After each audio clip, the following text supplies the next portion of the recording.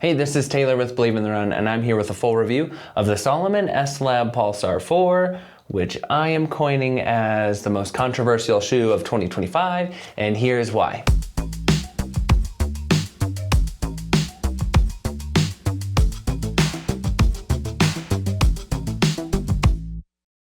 One of the major reasons is that this is a major overhaul for the Pulsar line. It looks quite different, but it's also never been so familiar because I believe, and Salomon hasn't come out and directly said this, but I believe that the Pulsar 4 is actually a merger of the two camps within Salomon. We had those S-Lab Sense fans who really enjoyed those original red, light and fast and technically oriented shoes developed with Kilian Jornet. We have the fans who really love those at the kind of the beginning of trail racing shoes era. And then we also had those who really loved the Pulsar side, which was still light and fast, but it was more aggressive for the lower technicality, the smoother running. It had supercritical midsole, which no Salomon had before. It also had a really aggressive rocker. So both of those are things that weren't seen in their trail running line before that shoe. And now we're on the fourth version of the S-Lab Pulsar 4, when the S-Lab Sense has completely gone by. And now, again, just by looking at this, I hope that, especially if you've been a Salomon fan for a while, that you can get the sense that this is actually potentially, again, this is all my theory, a merger of the two. And after running in it, it really does feel like that. So let's just get into it from the top. Something that's going to be really familiar through all Salomons. Their foundation is always the fit. So they're going to have a really secure fit throughout the foot, especially in this midfoot area. That's the part of this shoe that feels actually slim, really close to skin, and really secure. Part of that is going to be from this QuickLace system. If you've ever been a Salomon fan, you know that this QuickLace system, you kind of got to pull from the bottom and get it snug all the way up instead of just pulling tight from the top. That's going to get the best fit. So part of that more snug fit does come from the QuickLace system. Another part is that this is a fully gusseted tongue. It's almost booty-like. It was actually quite difficult to get my foot in because this region of the whole heel and where you put your foot right into the shoe slipping in is actually fairly low volume, which I personally liked, but it made it hard to get into the shoe. But once you were in, it did bunch up a little bit down here at the bottom, but just like the S-Lab Ultra Glide, if you pull up on that tongue, it corrects it really nicely. And so overall, the fit is going to mostly be slim through the midfoot. It does broaden out slightly in the forefoot, which many people are going to like. If you've been in any of the Salomon racers in the past, again, they've been narrow and slim, low volume. This one is actually a little bit generous. I'm not going to say it's wide by any means, but I think a wide variety of feet could fit into it. I have a moderately wide forefoot. I do have a bunion, so I have that going for me or against me, whatever you want to say. But I was able to fit in here comfortably, especially when I had the mindset of like, this is a racing shoe and I'm going to be going on a lot of technical, varied terrain. And so I appreciated that this is a little generous, not necessarily the ultra generous that you might want to go those really long distances. Also the heel. I noted that getting my foot in was a little bit difficult, but actually once my foot was in, this heel area was also a little broader than a typical Salomon. It also has a lot more structure. So those two things played well together, that I was able to get a really nice lockdown fit through the midfoot and heel. Where I didn't really like this fit as much is right where this forefoot and the midfoot meet. That it gets a little pinchy right on those toe knuckles. I don't really care if that's anatomical or not. It's the toe knuckles that felt it. And again, I felt it on both feet, even though one has a bigger bunion like I was saying, but I felt it on both feet. It does pinch, a lot like the traditional or the original Salomon Genesis. There was a little bit of pinching there. If you have a lower volume foot, it's not going to bother you at all. If you have that average or borderline wide forefoot, you're going to feel it. Wasn't too terrible for me. I did feel it a little bit when I was going faster over technical terrain and my foot would shift this way or that or on a side hill. There was a little bit of pressure over the toe knuckles. I didn't feel like it could splay. My foot could splay as well as I would have wanted to. But again, this is a more fitted feel, light and fast.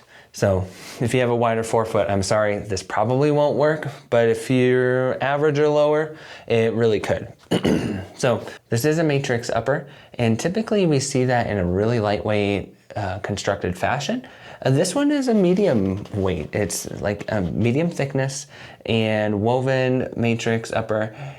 And it's going to be super durable. I didn't find it to be hot. It is a little less breathable than some of the other options, but I really appreciated the structure around the foot, especially because both ends of it are a little broader. That structure helped with the overall fit and really become satisfied with that. I think this fit really complements the underfoot recipe that's going on here. And this is going to be quite a bit different for those who have loved the Pulsar a lot, because I'm getting the sense that it's getting the sense treatment. It's going to be a little broader of a outsole. And so what's going to come with that is a little more control, a little more stability, just right off the get-go. It's going to be broader than any of the footprints the Pulsar has ever had. Also, it's going to have a dual layered midsole. This isn't new to Salomon because the S-Lab Ultra Glide also had a dual layered midsole with a lighter, premium, more energetic, softer feeling foam on the top. That's this red foam. They call that EnergyFoam Plus. I know it says EnergyFoam Plus on here, but they're saying it's EnergyFoam. And on the bottom is that just a standard EnergyFoam. And so that's going to be a little more structured, have a little more density, again, for that stability and control, whereas the top one will be more comfort oriented. When I did slip my foot in there, I definitely felt that comfort right away. I also felt a little bit of energy return from it, but not a lot. I mean, this is a 31 millimeter stack in the heel to a 25 in the forefoot. So it's in that moderate range, the mid-range. It's not a low stack anymore. This kind of makes its way into the more versatile category of the mid-range. So I appreciated it for being able to go farther than ever before. The shoe's gonna do really well for those who want to bridge kind of that lower distance trail running into the ultras. I don't think it's gonna be the best for the ultra game, but it's a possibility. Marianne Hogan, who was a top 10 athlete for Salomon at Western States, she wore this shoe the whole dang time. I wouldn't go that far, but it could be one of those trail shoes that you go 4 to 6 hours and feel really comfortable in. So whatever that means for you as a runner of how far that might be. Again, you're not gonna feel as much energy return, in part because of it's just a lower stack. In the S-Lab Ultra Glide, I felt like it was quite bouncy because they had that inner core of that EnergyFoam Plus. And there was just, again, a lot more foam, so you could feel the sink, you can feel the energy return. This one, it was moderated a little bit. What many racers will like is that this is still a lightweight package. I know, this shoe has gained an ounce, maybe more depending on your size, but I think it gains range and comfort. And so bringing a more versatile standpoint to the Pulsar minimalist range. In my size 10.5, this came in at 9.4 ounces. Anything that comes under 10 ounces in my size, I consider into that lightweight category. So it's well in there. Again, I know it's not that like 7.8 or 8.2 ounces. It still feels light on foot. When you have both of them in hand side by side, of course one's gonna feel a lot lighter. And there's some certain confidence that comes with that. But in this case, I felt more confident because I just had a little bit more underfoot and I felt more in control with how that recipe was more stable. And so I really appreciated that. And if we flip it over to the bottom, this is a piece of Salomon that traditionally has been pretty darn good. The ContaGrip, this is an all-terrain ContaGrip, but this time I'm just gonna say it's kind of fine. It did fine on a variety of surfaces, but it only did fine. And I mentioned this in the the Topo Athletic Mountain Racer 4 review of that some of these outsoles that have been around for a while, both the rubbers and the outsole patterns, some of them are starting to feel a little washed up, and that could be in part because there are many trail running companies that have a really nice, truly grade A rubber and outsole design. And this one just did fine comparatively to a lot of those. I think part of that is, yeah, it is like a 3.5 millimeter lug. I think that's a really versatile lug. This is a versatile shoe overall. So that's, you know, it's fine. There's a lot of shoes that have 3.5 millimeter lugs that have really done well.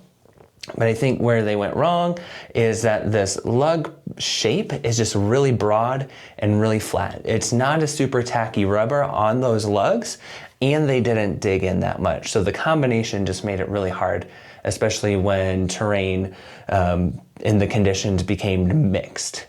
So something like when I was going from a more wet spot on sandy over top of rock, it just didn't, I'm not saying it did bad, but it didn't do as well as many out there. And so that's going to be something to consider, especially if you're picking this up for a technical terrain racer. Might need to be careful when you're bombing the descents. But overall, let me go to one more thing. Durability, as I'm reminded of.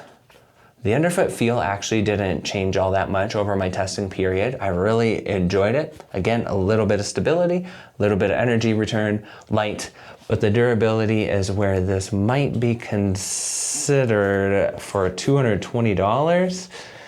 If this midsole is blowing chunks out, not like throwing up, but it's getting bites out of it pretty quickly from rocks, like you can see this flappy right here and down here on both foams.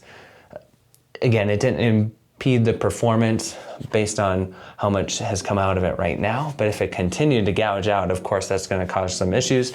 And again, you want to spend money on something you're going to really enjoy and be able to take the distance.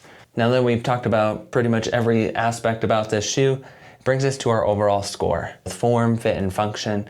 I'm going to give some pretty decent scores here because, again, I know this is quite a different shoe than what the original Pulsar was. It's also quite a different shoe than the original S-Lab Sense. But now that they've merged, I'm going to give form a 4. Again, I don't know if that's really the case, but I get the sense because I have run in pretty much all of those generations and iterations that this really does feel like a merger of the two. And I like that. I like that it's going to be pleasing if you would give it the chance. It will be pleasing to many athletes, whether you're running a light and fast VK type race or you're going to be trying for a 50K.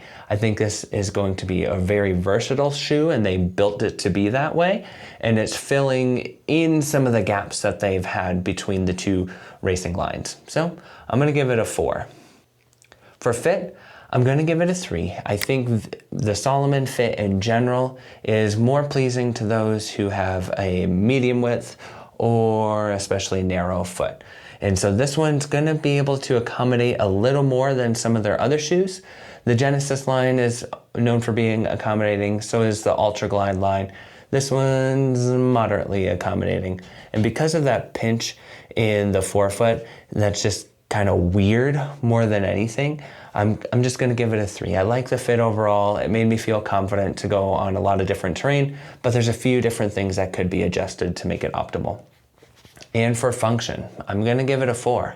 Again, I've alluded to this a lot. This is a really versatile shoe. It's more versatile than ever in terms of where you're going to go with it and how far you're going to go with it too. I think at 9.4 ounces in my size, it's still lightweight. Again, not as lightweight as some will really want it to be, and there are some ways they could shave it up a little bit, sure, but it's still a lightweight shoe, and it can go a distance that it never has been able to before. So 4, 3, 4, that's going to be an 11 out of 15. Not bad, Salomon. This is going to be an option that many who like that snug fit and want something underfoot and still lightweight, this is going to be a racer you want to look into. Salomon S-Lab Pulsar 4. Here we go. Thanks for checking into this review. Don't forget to hit us on all the socials. We have Strava, Instagram. There's also a lot more content on YouTube. Don't forget to check out the podcast. We have the Monday with guests, Friday with the core crew, and the Fuel for the Soul podcast for all your nutrition needs. See you out there.